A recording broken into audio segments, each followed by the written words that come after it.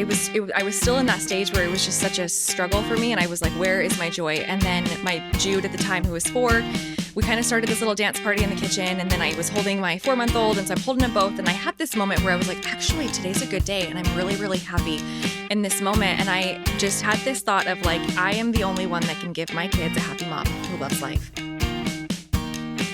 Hello, everyone, and welcome to the Polaris Connection, connecting parents of autistic children with industry experts. Each week, we navigate the world of autism together, bringing you real conversations from specialists who truly get it. The journey is challenging, but you don't have to walk it alone. So settle in, let's connect, and do some good. I'm your host, Brad Broyles, and I'm here with my Stroopwafel co-host, Nathan Palmer. What? Hang on. All right. Now, listen, everybody listening, it's unscripted. You know what that is, It is. right? I have no idea. Okay, here it is. It's what? Stroopwafel, which is a Danish cookie, delicious caramel waffle cookie. It's warm, sweet, and impossible not to love, just like a good friend. See? All right, Brad. You got me. Now, listen, for our listening audience, if you're new to the show, Brad introduces me by a different name every episode, and I find out the same time that you do, and I can usually play off of it. All I know about that one... I finally stumped you. I figured it had to be something Dutcher from Holland, because Holland is where we are traveling to today. We are going to Holland today, folks. Buckle up. We are going to enjoy Holland with the Holland expert, Amber Jackson. Welcome to the connection. Thank you so much. I'm so happy to be here. Well, in Holland, apparently, with a nice cookie, which I will. A Danish nice cookie. Thank you. I've had a stroopwafel in Holland. It really is that good. Yeah. Well, that is good. Well, you should have thrown me a bone, Amber. I would have appreciated that. I wanted to see how you were going to go with it. So I sunk. And so we've talked about this on the podcast before. If this is your first time, Amber, would you please explain why we are in Holland right now and why I apparently drowned and never got there? I know. It's a story that not a lot of people know. So I read this story years ago when my oldest was born with special needs.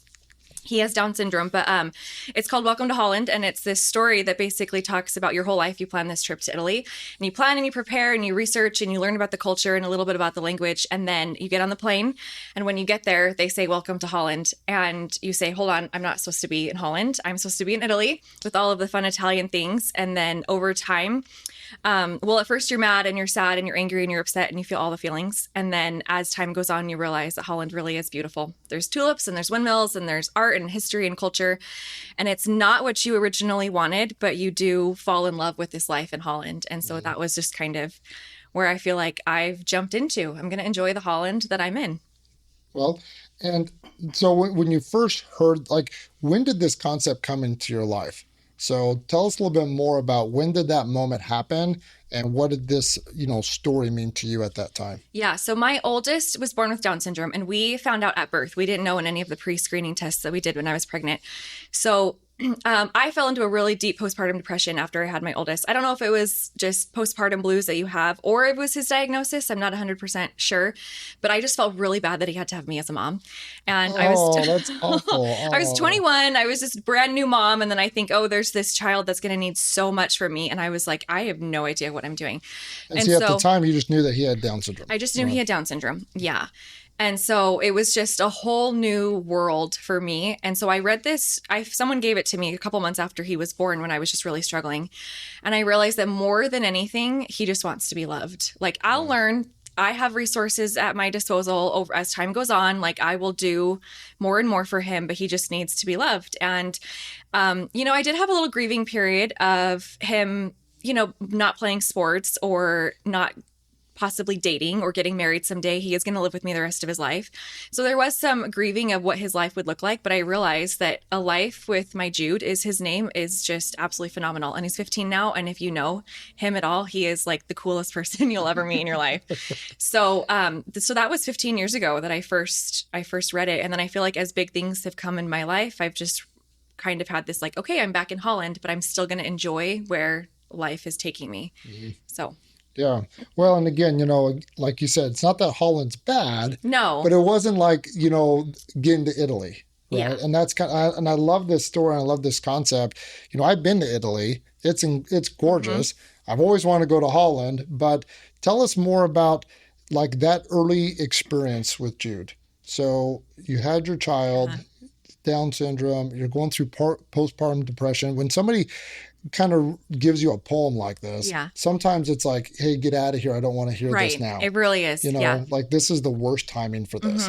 Tell our audience about those moments and experiences. Thankfully, I did not have that experience. Mine really was like, I remember bringing him home from the hospital and I was like, well, what do I do now?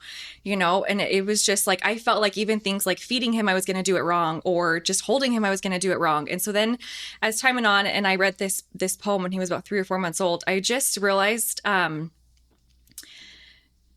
remember when he smiled at me for the first time and I just thought like, oh, there is just this beautiful baby boy that more than anything, like I said, just needs my love. He just needs me to love him. And so I just celebrated little wins that he had. They, his milestones, they came later than what typical children do. But he was just the most fun, chill baby that you could ever have. And I just realized that even though he looked different than other children, like he was just so special. So yeah, it was not what I it's hard to say it's not what I would have wanted. It's just not what I expected, finding out at birth. But I think it's okay to say, Amber, it's not what you wanted. Like, I know we're careful because in the context, that would mean you didn't want your kid. And I don't think that's what it means, but you didn't want a child with more challenges than a regular kid. Right. Right. And the reason I say it's okay to say that is because, and take it from a guy, it is really easy to hide from grief. And it is really easy to mask it for something else and not acknowledge it for what it is. And sometimes when you run away from grief for so long, eventually it catches up with a vengeance. 100%. Yeah. And so, and I didn't mean to, I'm not calling you out, but I think there are parents at a lot of various stages listening. And some of them are right in that early stage. Yeah. And I think sometimes we tend to shortcut grief for acceptance. And again, that process, it catches us. So it's for those that are grieving or wishing their circumstance was different, that's okay, right? Yeah. And I think that's almost a necessary part of being able to choose later. Yes. I think so. And I think allowing myself in those early years to be like, I am going to miss this life that I thought I was going to have with him allowed me in other years. And I feel like I even still now have times where I'm a little bit sad for this life that he doesn't get to live, even though we have this beautiful life. I do, he just finished his freshman year. He's going into he's going to be a sophomore next year, but his high school experience is completely different than other children his age. And for me, sometimes that is tricky. That's a hard thing. Those are hard feelings for me to navigate, knowing that he just doesn't get the same high school experience that other kids get to have.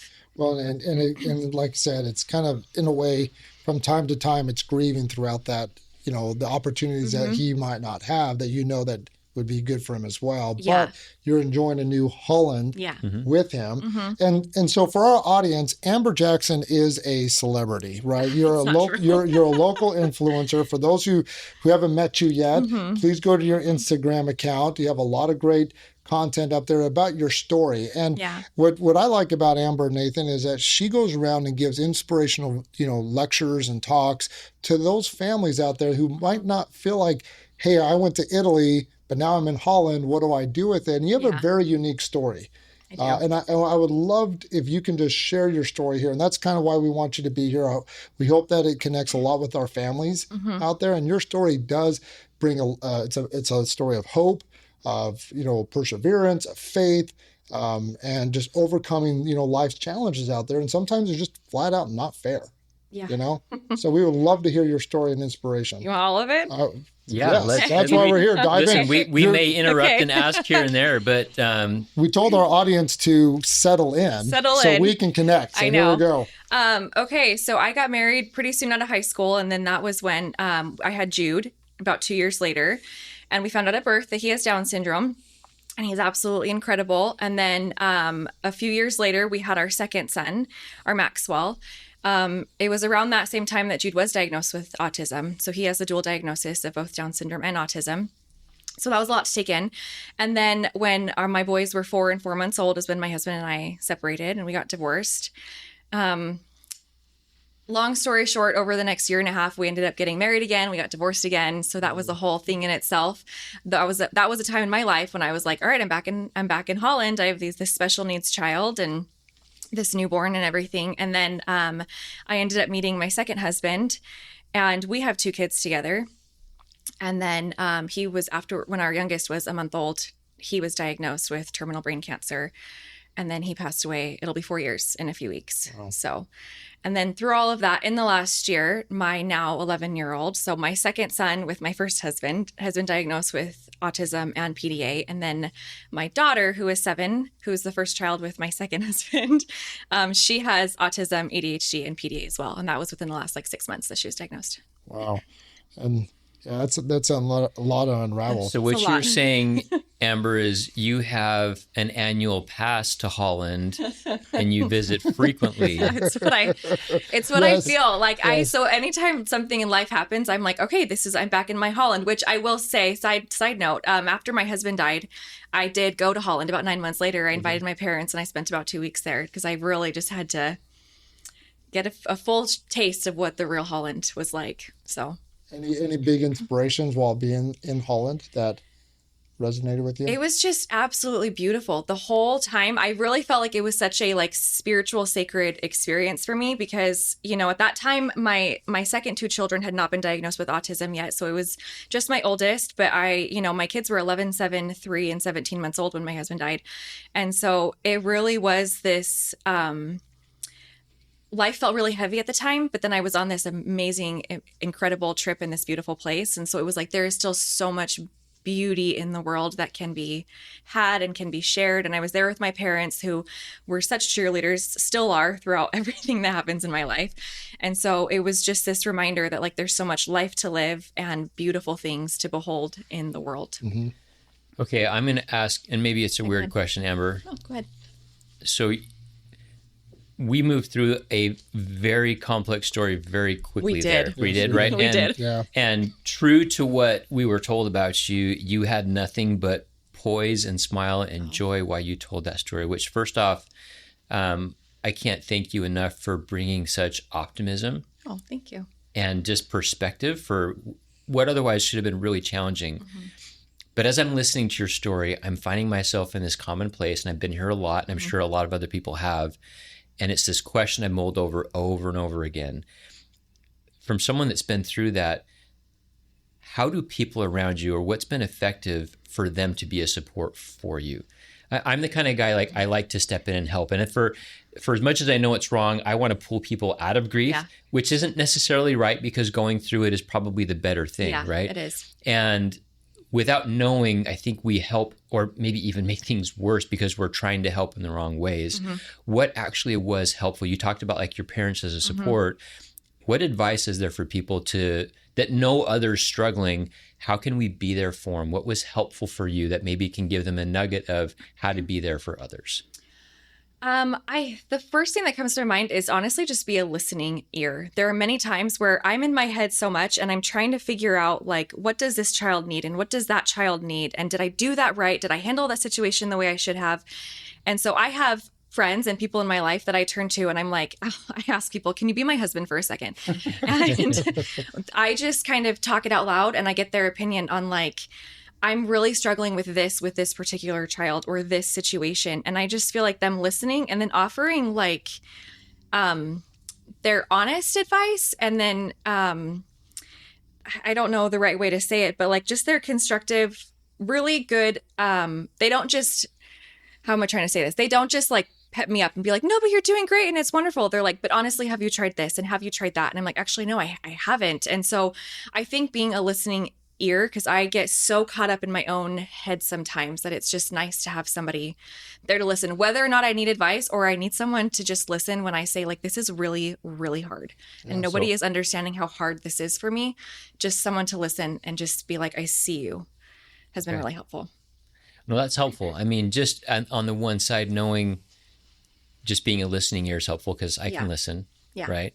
But I like how you said being honest and not, I guess it would be the opposite, placating, not just dressing over the issue or just false reassurance, but actually giving their honest feedback. Somebody you could rely on, right? Yes. Something that's an actual thing that is dependable, not feeding you back context that doesn't help. Right. Okay. Well, I think about our neurodivergent friends out there that, we hear this a lot. It's like, how do you navigate them, or how do you work with them? Just be present. Like, just be there, be with them, being there is enough. Yeah. So. Yeah. And that may mean, for those listening that are spouses or siblings or that know people that are grieving, it means sometimes changing your ticket and going to Holland for a bit too. Truly. Right? Yeah. Right. And because the flip side of that is what I would find myself doing, Amber, like I'm listening to your story and I'm like already grieving for you. Right. And that doesn't do anybody any good because you've got enough to deal with. And so I think our tendency is, and maybe it's just a byproduct of compassion, we hear and like we get sad and then we become this additional stone. And so if I was grieving, why do I want to be around somebody else? It's just going to echo my pain. But what I'm hearing from you is somebody that's actually there to constructively be a support, to listen, to not judge, to not paint false hope, because that almost drives more grieving. Yeah. But really just to stamp their ticket. You know what, Amber? I was going to Italy. Yeah. I can go there next month. Yeah. Let me come visit Holland with you. Yeah. That I think. Look at the tulips, the Rembrandts. Sit in it with me. Yeah, truly. Just to sit in it. And, when you talk about grief, like I feel like I just mentioned a few different ways of grieving, like grieving the children I thought I was going to have, grieving a life I thought I would have with my previous husband, grieving a life I thought I was going to have with my late husband. There's a lot of different kinds of grief. And so it really just depends on the kind of grief that you have. I know when it comes to my husband, someone really talked a lot about the things they loved about him. And then she was like, I'm so sorry. Like, you probably don't want to hear how much I'm missing him. And I was like, I would love to hear how much other people miss him, because that means he meant something to somebody else. But then when it comes to like grieving the life that I had with my kids, I do just need people just to sit in that with me. Because if sounds, like earlier you had said, like, it doesn't mean that I don't love my kids or that I don't want the children that I have, but it is a grieving process to grieve the life that you thought your children were going to have. Yeah. I was joking with Brad earlier before we started the episode. Your handle on Instagram, is that the right term, handle, or your tag? You got it. Sorry, okay. It's enjoying. We can be cool too. It's enjoying Holland. It is, yes. And I was like, you almost need the dual one of grieving Italy, right? To tell the whole story. But there was a post you had on there, and yes, I did kind of go back and stalk your Instagram. I think it was actually from a recent podcast you were on with Rachel Clare, the She Rises. Yes. And you had one on there that said, joy is not a byproduct of circumstance or possessions. Yeah. It is a choice. Mm-hmm. And a choice is different than an acquiescence, right? It's different than an acceptance. Choice is an affirmative thing. And I wanted to dive into that. If you could talk about what that quote means to you, because I'm just curious about your perspective with it. Yeah, I think I read this quote one time that also said, we are the architects of our own happiness. And I think that if we are just sitting around and waiting for the happy life to happen to us and to come to us, it will never happen. Yep. It just won't. It simply won't. And I remember when I was going through my divorce and my kids were little, I had this moment where I was still in that stage where it was just such a struggle for me. And I was like, where is my joy? And then my Jude at the time, who was 4, we kind of started this little dance party in the kitchen. And then I was holding my 4-month-old. And so I'm holding them both. And I had this moment where I was like, actually, today's a good day. And I'm really, really happy in this moment. And I just had this thought of like, I am the only one that can give my kids a happy mom who loves life. And from then on, like, that has been my goal. Because if you look at life circumstances, whether it's my own, and my life sounds rough, I don't feel like it's any more rough than anyone else's, because we all go through hard times. But if you look at the hard things you've been through, they will always depress you, and they will always make you feel down, and you can always feel sad about them. But I just think that joy is such a better feeling to have than to constantly look at the negative, and to just which sounds like toxic positivity, and that's never what I want it to lead to. It's such a fine line for me, because I never want to diminish those real feelings of the depression and the mental health things that people go through, or like but this is really, really hard. Yeah. And how do I get out of this feeling? But when it comes to joy, I choose to feel that happiness and create my own in my day. And I think that's the difference, right? That choice, that word choice is what changes it from being toxic positivity to being, I'm here of my own volition. I am here of my own volition. And there are some days where like I tried to choose happiness today and it was such a hard day that the only happiness I'm feeling, like the choice is like I put my kids to bed and that is happy feeling or for me. Danish cookie. Or my Danish cookie, which you can get at Trader Which is Joe's. called what again? What was the stroopwafel? Stroopwafel. Yes. All right. Yeah. Where it is such a small, where I'm like, the only choice I had today was that I got myself a soda on the way home or whatever, because it was such a hard day. But I make it a choice. I make it a choice every single day to just find something. Yeah, I love that. That's what I was going to double check. It wasn't just one time that you had to choose. No, I have to choose it every day. Yeah. And there are some days where it's multiple times that day. And it's hard. I mean, that's it's hard. So you hard. have to think about it all the time. And you have to get through it. And it's just like, yeah, that's well, and I'm curious, as you're talking, I'm thinking about your children. Yeah. As you know, you're grieving, you're kind of going through the process, going through a divorce and a death. Those are two huge traumatic experiences. Yeah. And you're navigating that with 4 kids. Yeah. How did you navigate and work with your kids during these trauma events that they've experienced? And then the other part of it, they're autistic. Yeah. And then you have another one that has Down syndrome. So like they kind of aware, they kind of don't. Like, how did you navigate that? My other 2 were not diagnosed until about 6 months ago and a year ago, and I'm 4 years out from his death. And so I think in the beginning, well, first of all, I'll say this: like when he first died, I had to come to the realization that every person grieves differently and children grieve so differently. So I have 4 kids, and I realized that all 5 of us grieve differently from each other. Mm-hmm. And a big thing I had to come to a realization was that there is no guidebook, there is no outline as far as like the right way to grieve, as long as you're not doing anything immoral, unethical, unhealthy for yourself. Everyone is on their own timeline, everyone is in their own process. Some people want to talk about it, some people don't even bring it up. I don't want to talk about it. So I had to figure out which children needed to talk about it. My daughter needs to talk about it. My daughter was 3. So she, when playing with her dolls, one of her dolls always ended up dying. And I just had to roll with that, and we talked a lot about death and the dying process for her. She had to understand it. And then my son, who was 7 at the time, he did not want to talk about it at all. So I just really had to understand that I grieve differently from them. Children grieve differently from adults. We all grieve differently from each other, and none of it was wrong. It was all okay.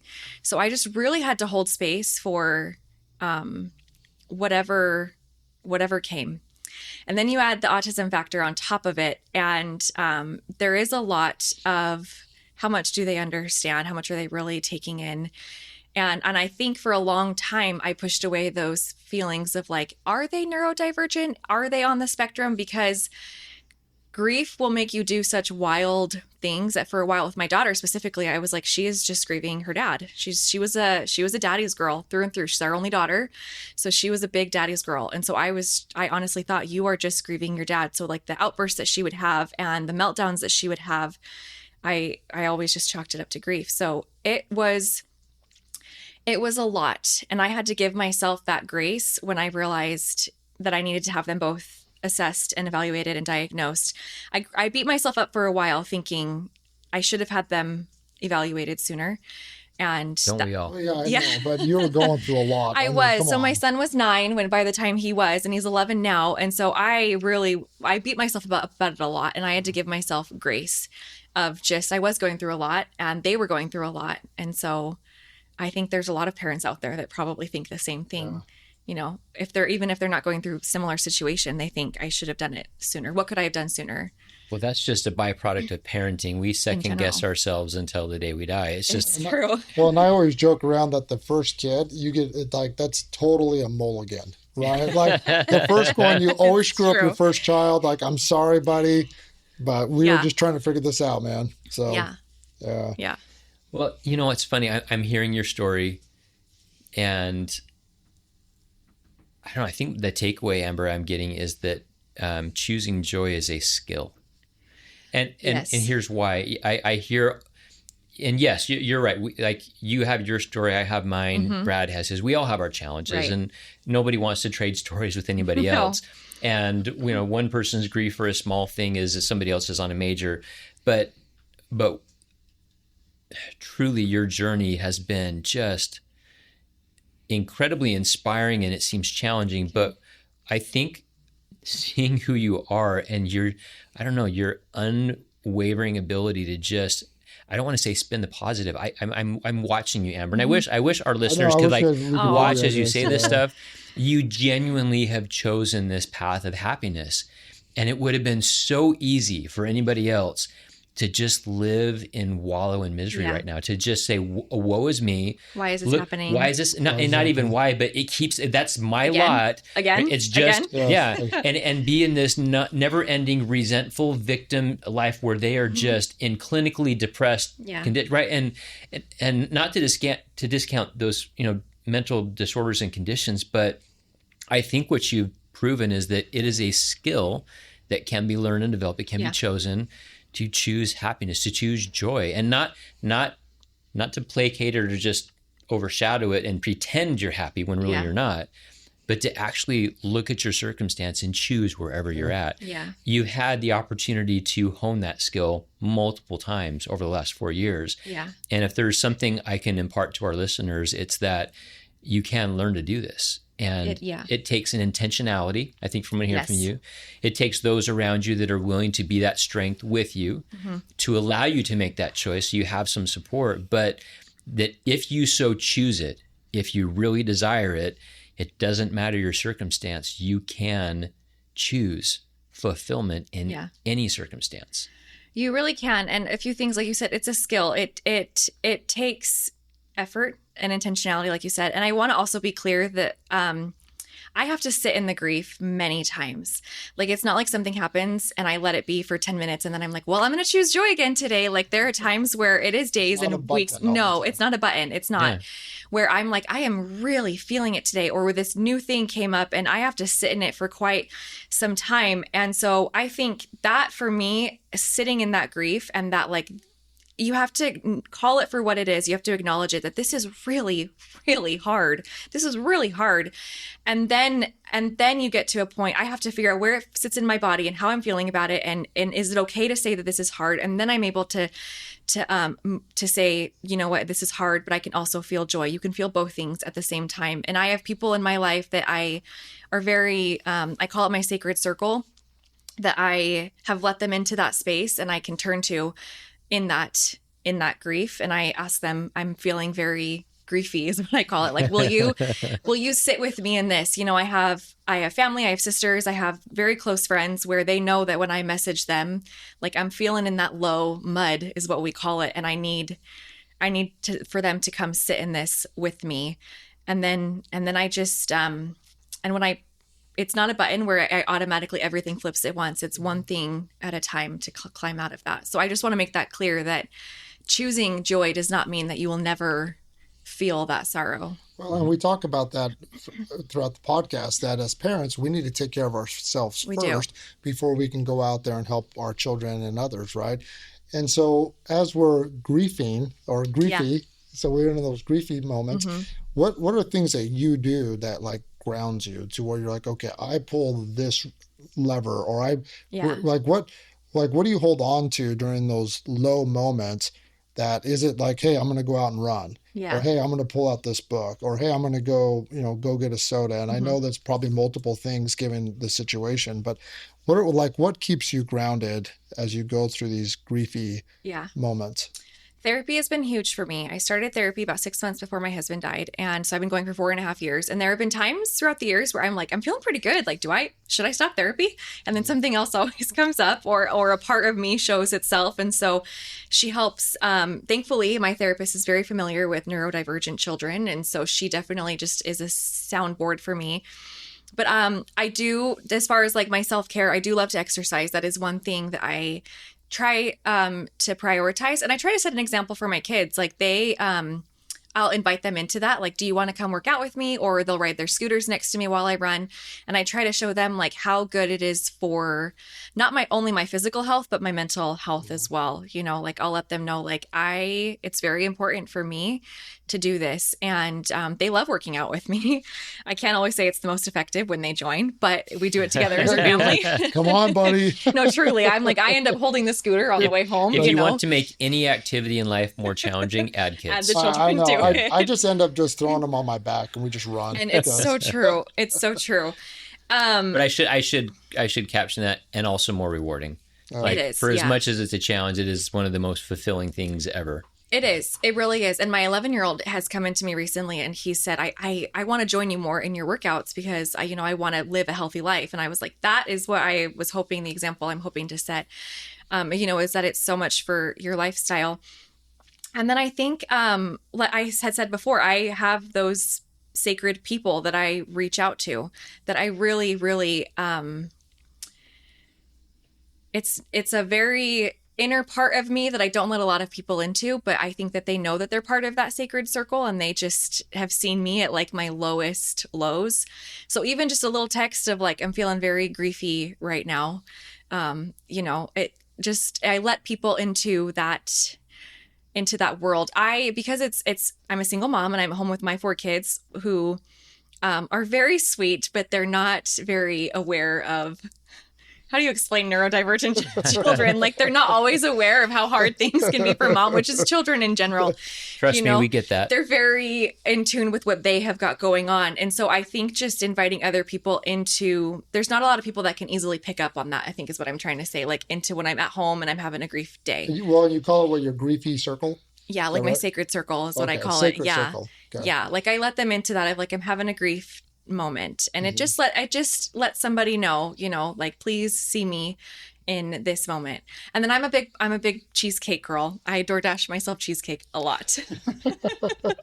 So I get myself the sweet treat often. That's awesome. And that's something, and I'm sure there's a number of things, but 2 of the big ones I picked out just from a lot of your posts were your dance parties and your swings, right? Uh-huh. And now it's cheesecake and sacred circle. What I'm hearing is there's intentionality to bringing joy into your life. Yes. It's choosing it as well as making it happen. Yes. And that's a choice as well. As much as we choose the emotion side, you're creating the environment. Holland could be a dump for all we care, but it doesn't matter. It's because it has cheesecake swings and sacred circle and dance parties. Yes. So I love that so much. You just made me so happy. And that's a huge takeaway because that's something that I can have control over, right? Yes. I can't necessarily have control over my circumstance or environment. Yes. Like going to Holland wasn't the choice. Right. And I think it's less even about choosing Holland because just so everybody know, we love Holland, guys. Yeah. We do. Holland is great. But I think this is a key distinction because I've been struggling with this people say it's great, but I'm always going to grieve not getting to Italy. Yeah. Like on a really selfish level, I have to eat gluten-free and I will always grieve donuts. And I know that's super shallow compared to everything we're talking about. But it's true. It's true. But the second level of what you're saying, it's not so much about looking around and saying, I choose where I've been placed. You are put where you are. Yes. But you have chosen to make that place a joyful and a fulfilling place, regardless of what the environment was. Yes. That, I think, is that secret sauce, is you found ways to create joy. And that's huge. Thank you. Well, and tell us so again, you've gone on a lot of podcasts, you've been on a lot of national and local platforms. Mm-hmm. Tell us some feedbacks that you're getting from audience that you hear with your story and the impact you make in the community. Some feedback. Yeah, I think it's all good. I don't know. It is. Like, if it's not, I think she would make it good. Right? What I learned she would make it good. Doesn't matter. I guess I was looking for. They were probably right, and I could do this better. I could sling mud at her. She'd say, "Look at these wonderful mud pies that we just like it." I would. Let's make art with this. I love mud art. I'm going to come back to that as a skill. Like if I learned nothing else today, is that joy can be something you can learn how to do. Yeah. Instead of waiting for it to happen, you can take it by the horns. And that doesn't mean every day you have to pretend there's no sadness. You're not saying that. Right. But you are intentionally making sure that joy is a part of your experience. And I think that's the big feedback that I have heard is people having that recognition of like, oh, I have to choose it. And like for me, it is cheesecake and swings and dance parties and sacred circle. And that's not for everybody. People are like, I'd rather poke needles in my eye than have a kitchen dance party. And that's fine. That's fine. So I just try to tell them like, do what speaks to you. You know, like what is it that makes you truly happy? And I usually, for me to get to that point of like, but what really does make me happy is I have to strip away everything else, including my children, and think like I am a woman first. So what for me as a woman makes me happy? And then I try to invite my children into that and different things like that, because I think often we think, well, what makes me happy? And, you know, you're always like, well, my family and my kids and everything. And you're like, well, that's great. But like as a person, you individually, what makes you happy? So once I tell people to just strip it all away and find things that make you happy and bring you joy, that's when I realized I do love swinging on my the swing I put up for my kids, the tree swing in the front yard. I really enjoy it. It's I not was for like, you wait guys, a second, get it's off. for me. Yeah, like I will go for runs, and when I get back from my run, I'll sit in it for a little bit, and that's when I kind of decompress my body and my mind is I'll sit in the tree swing for a little bit. So Out of the way, Jude. it's so true. I'm like, wait, let's let mom have a turn now. You can push me on it. See how you can get me. That's awesome. So What's next? Like, what do you have planned next that you're working on and that you're doing to kind of continue this story to like your audience and people around you? I mean, I've always thought I have big plans. You know, I'd love to get a website going. I have a lot of different things in my mind. My kids have always come first for me though. And I think the last year has been a struggle with two of them being newly diagnosed autism. My youngest will go to kindergarten next year. So it's going to be a weird feeling for me this is the first time in 15 years that I'll have all of my kids in school, that I won't have a child at home with me. So it's weird taking the last one to kindergarten. So yeah. I took my last one and I had my phone out and I was just videotaping it. And then all of a sudden I hear the teacher's like, okay, all the parents need to go. You can go and home then, now. And then I looked around. I was the only parent there. And I'm like, oh, you're talking about me. My bad. I'm out. Yeah, so that's a really weird thought, you know, having all my kids in school. But I am excited for what it brings. And I know a lot of people ask me, like, what's your plan? And I have always said, I just hope that whatever I'm doing, I'm happy doing it. Why does that not surprise me? I know. It was like, I love playing with mud. Right?